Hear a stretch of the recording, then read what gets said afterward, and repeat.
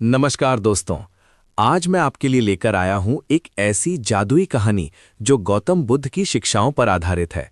ये कहानी है संतोष की जादुई शक्ति। 3 ऐसे जीवन बदलने वाले सबक जो आपको सच्ची खुशी का रास्ता दिखाएंगे।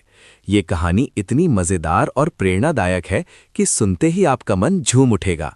तो चलिए शुरू करते हैं ये अद्भुत यात्रा। कभी कभी जीवन में ऐसा लगता है जैसे खुशी नाम की कोई चीज ही दुनिया में नहीं बची।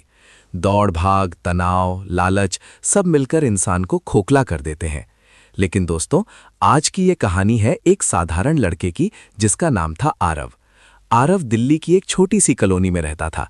वो 25 साल का था, अच्छी नौकरी करता था, लेकिन हमेशा उदास रहता। नया फोन आया तो खुशी, नई बाइक आई तो थोड़ी देर की खुशी, लेकिन फिर वही खालीपन। भाई, ये जीवन क्या बकवास है, वो अक्सर अपने दोस्तों से कहता। एक दिन आरव को पुरानी किताबों की दुकान पर एक किताब मिली, बुद्ध की शिक्षाएं, लेकिन वो पढ़ने के मूड में नहीं था। उसी रात सपने में उसे एक चमकदार आकृति दिखी।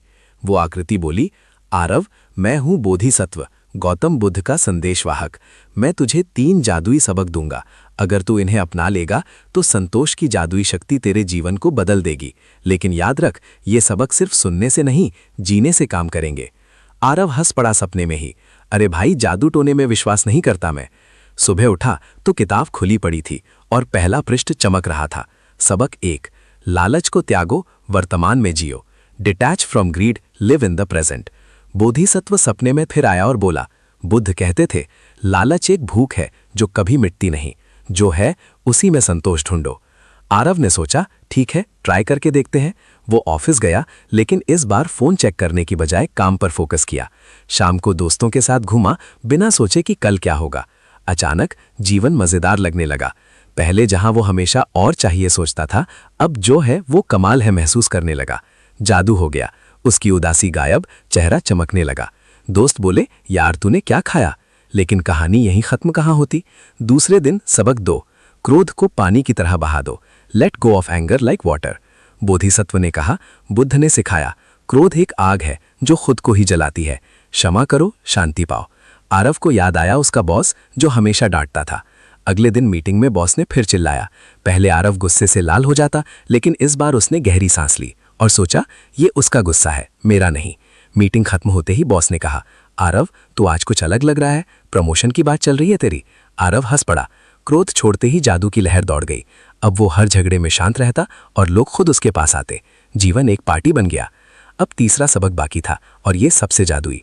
तीसरी रात सपने में बोधिसत्व आया। सबक 3, करुणा का फूल खिलाओ, कल्टिवेट कंपैशन फॉर ऑल।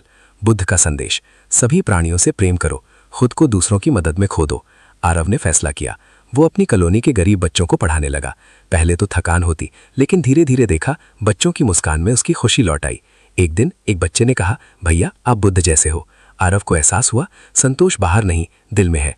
लालच छोड़ा, क्रोध भुलाया, करुणा अपनाई और जीवन बदल गया। अब वो अमीर नहीं था, लेकिन सच्ची खुशी का राजा बन गया। लोग उससे सीखने आने लगे और उसकी कहानी वायरल हो गई।